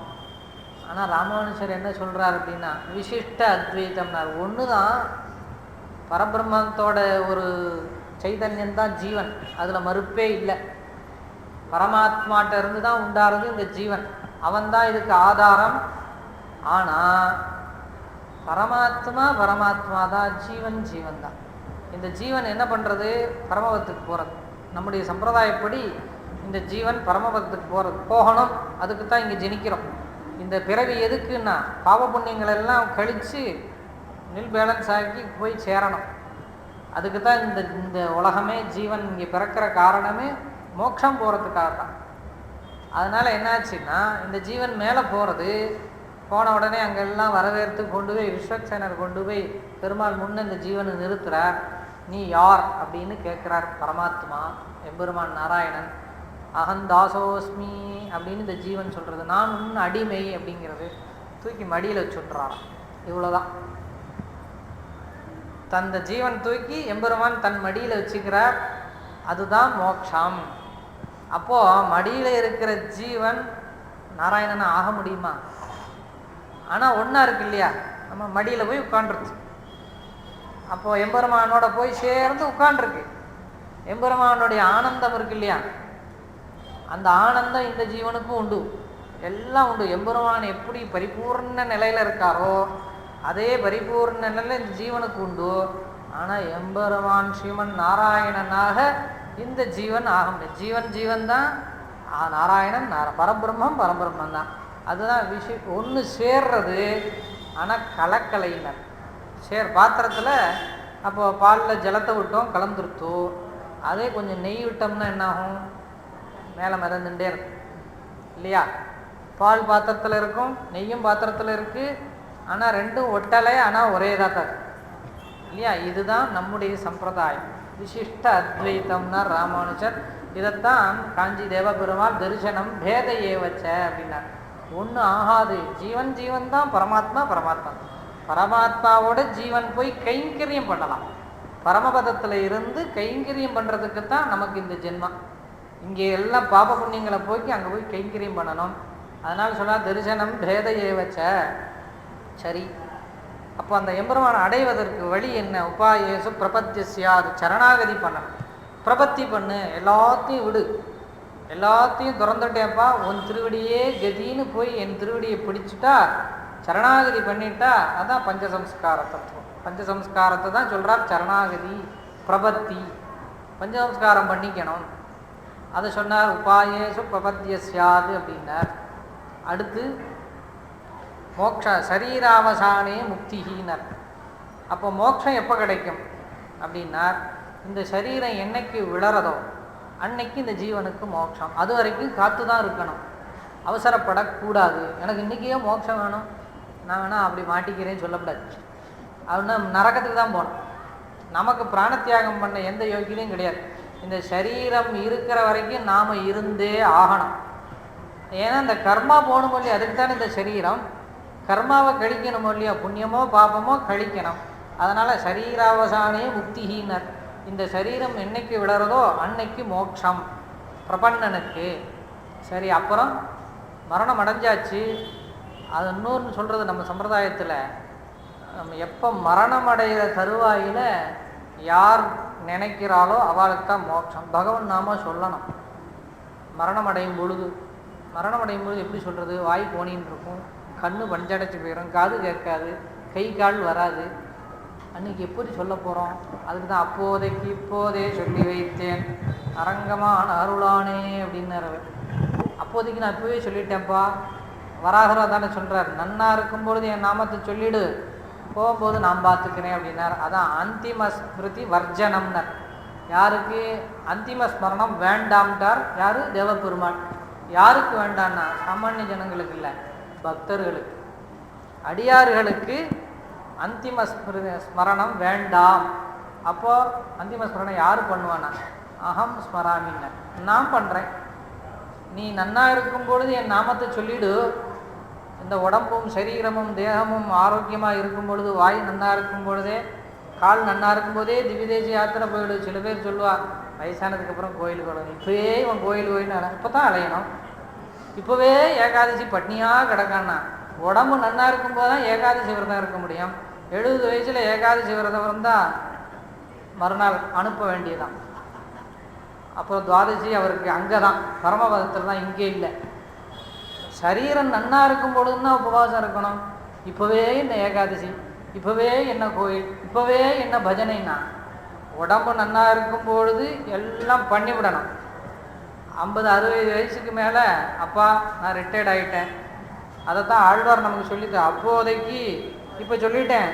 நீ 60 வயசுக்கு அப்புறம் விரதம் இருந்தையா, என் கோயிலுக்கு வந்தையா, நாமம் சொன்னையா, அடியாருக்கு கைங்கரியன்னு என்ன கேட்கப்படாது. நான் காத்தால் எப்போ எழுந்திருப்பேன்னா 10 மணிக்கு தான் எழுந்திருப்பேன். நன்னா பசிக்கும், உடனே சாப்பிட்ருவேன். மத்தியானம் 2 மணிக்கு தான் குளிப்பேன். போனால் போகிறதுன்னு வேணால் திரும்ப நட்டுக்கிறேன். திருப்பி எனக்கு எப்பெல்லாம் பசிக்குதோ சாப்பிடுவேன், எப்பெல்லாம் வேர்க்குதோ அப்போ தான் குளிப்பேன். ஆனால் அப்போதே சொல்லிட்டேன், அந்த கணக்கு மாத்திரம் நீ வச்சுக்கோ. ஏன்னா என்னால் முடியல. இப்போ ஏகாதசி விரதம்லாம் என்கிட்ட கேட்காத. இப்போ நான் கோவிந்தா கோவிந்தா கோவிந்தா சொல்லிகிட்டே பேசாமல் படுத்துன்னு இருக்கேன். இது வாயும் குளறது இப்போது, அதுவும் சொல்ல வரல. ஆனால் நான் ஏற்கனவே டெபாசிட் பண்ணி வச்சதுலேருந்து நீ எடுத்து செலவு பண்ணிக்கோ அப்படின்னு சொல்கிற மாதிரி எம்பெருமான இடத்துல இந்த சரீரம் நன்னா இருக்கும். அதான் வராகர் ஸ்திதே மனசி சுஸ்வஸ்தே சரீரே சதியோனரஹா தாத்து சாமிய ஸ்திதே ஸ்மர்த்தான்னு இந்த சரீரம் நாடி நரம்புகள் நன்னா இருக்கும் பொழுது கோவிந்த நாமம் சொல்லிடு. சொன்னால் அப்புறம் அந்த மரணத்து தருவாயில் நீ கிடப்பைய காஷ்ட பாசன சன்னிபம, கல்லும் கட்டையும் போட்டால் அப்படி கிடக்கும். அந்தமாதிரி இந்த சரீரம் அப்படி கிடக்கும். சுத்தத்தாரெல்லாம் உட்காந்து இவன் ஏதோ நாராயணான்னு சொல்ல, நான் அப்படிமா 4 கோடியா 4 லட்சமா 4 ஏக்கரா இல்லை 40 கோடியா எங்கே வச்சுருக்கு சீக்கிரம் சொல்லிடு, போயிட போகிறது, வேணா கைரேகை வேணா பிரட்டிடு. இப்படி தான் சுத்தத்தார் கேட்பா. நாராயணா ஒருத்தன் சொல்ல மாட்டான்டா. அதான் ஆழ்வார் சொன்னார், அப்போதைக்கு இப்போதே சொல்லிடு, நன்னா இருக்கும்போதே நாமும் சொல்லி. சின்ன வயசுலேயே உபவாசங்களோ விரதங்களோ திவ்யதேச யாத்திரையோ அடியார்களுக்கு கைங்கரியமோ சிறு வயசில் பண்ணணும். பஞ்சசம்ஸ்காரம் 60 வயசுலேயே பண்ணிக்கிறது என்னத்துக்கு? பஞ்சசம்ஸ்காரம் 10 வயசுலேயே பண்ணிடுறோம். அதுதான் நம்ம பெரியவாள்லாம் பண்ணிட்டு சிறு வயசுலேருந்தே அனுஷ்டானம் வரணும். அப்போ தான் அதை அனுஷ்டிக்க முடியும். சும்மா சரீர பலம் போனதுக்கப்புறம் அப்போ கோவிந்தா சொல்ல போகிறோம். அதுதான் ஆழ்வார் சொன்னார், அப்போதைக்கு இப்போதைன்னு. அதைத்தான் பெருமாளும் சொல்கிறார், அந்திம ஸ்மிருதி வர்ஜனம்னார். நல்ல அடியவன் சிறு வயசுலேருந்து அவன் அபியாசம் பண்ணி கோவிந்த நாமம் சொல்லி எனக்கே ஆட்பட்டு இருந்தானோ அந்த அடியவனுக்கு மரணத்தருவாயில் என் நாமம் சொல்ல வேண்டிய அவசியம் இல்லை அப்படின்னார். அப்போ யார் சொல்லுவானா? அகம் ஸ்மராமி, நான் வருவேன்டா அவனுக்காக. அவன் தலைமாட்டில் உட்காந்து நான் கோவிந்த நாமம் சொல்லுவேன்டா, நான் அவனை மோட்சத்துக்கு அழைச்சின்னு போகிறேன்டா, நீ கவலைப்படாதேன்னு ராமானுஷனுக்கு சொல்கிறார். 5வது வார்த்தை. 6வது ராமானுஷனுக்கு கவலை. ஆச்சாரியர்னு திருக்கச்சி நம்பிகளை தான் நினச்சின்னு இருக்கார். ஆனால் பூர்ணாச்சாரிய சமாசிரயா அப்படின்னார். பெரிய நம்பிகளுக்கு பூர்ணாச்சாரியர்னு திருநாமம். அந்த பெரிய நம்பிகள் திருவடியை ஆசிரியக்க சொல்லு அப்படின்னு 6 விதமான கட்டளைகள் சுவாமி ராமானுஜருக்கு காஞ்சி தேவபெருமாள் அனுகிரகித்தார். அதை திருக்கச்சி நம்பிகள் விண்ணப்பம் பண்ணுறார். மறுநாள் காத்தால் சுவாமிக்கு இப்படியெல்லாம் பெருமாள் சாதித்தார், இதுதான் நம்முடைய சம்பிரதாயம்னு ரொம்ப சந்தோஷம் இளையாழ்வாருக்கு. அதையே நினச்சின்னு இருக்கார். எப்படியானும் இதை நாம் பூர்ணமாக அனுஷ்டிச்சாகணுமே, இதை செய்யணுமே, அதுக்கு தேவபெருமாள் நீர் தான் கிருபை பண்ணணும்னு பிரார்த்தனை பண்ணிட்டு தியானத்திலே இருக்கார். நாளை சந்திப்போம். நமக்கு நாளையிலேருந்து 3 நாளைக்கு அடுத்து எத்தனாம் தேதி அடுத்து 3 நாள் உபன்யாசம் இல்லை. அது இதோட தொடர்ச்சி அடுத்து 9ஆம் தேதியிலேருந்து 3 நாள் அனுபவிப்போம். இப்போ ராமானுஷன் எம்பெருமானார் இப்போ இளையாழ்வாராக எழுந்தருளி இருந்து தேவபெருமானுடைய 6 வார்த்தைகளை எப்படி நிர்தாரணம் பண்ணலாம்னு சிந்தை பண்ணி தியானத்தில் இருக்கார். நாமும் அவருடைய தியானத்திலே இருப்போம். சர்வத்திர கோவிந்தநாம சங்கீர்த்தனம். ஆழ்வார் எம்பெருமானார் ஆண்டாள் ஜீயர் திருவடிகளே சரணம், ஜீயர் திருவடிகளே சரணம்.